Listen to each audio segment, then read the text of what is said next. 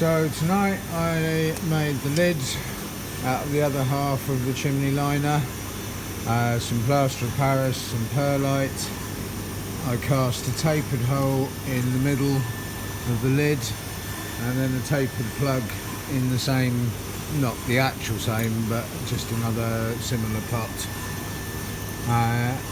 It's great, it's really good.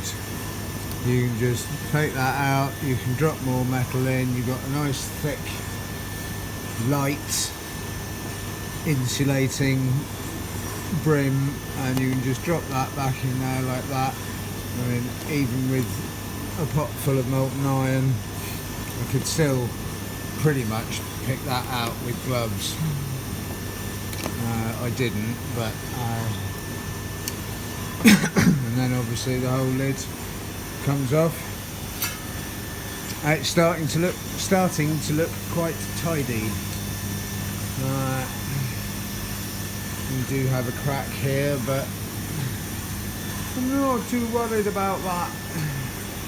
I might put a thin steel band clamp, strangle band around just to try and keep it to last a bit longer. I don't know why that has cracked, but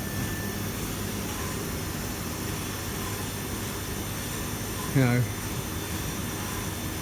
if it doesn't last, I'm not that bothered. They're not that expensive.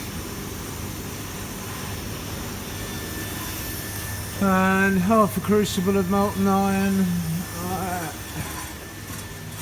I was using this very primitive unfinished pattern,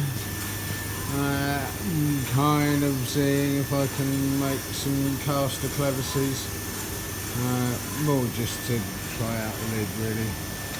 Ooh.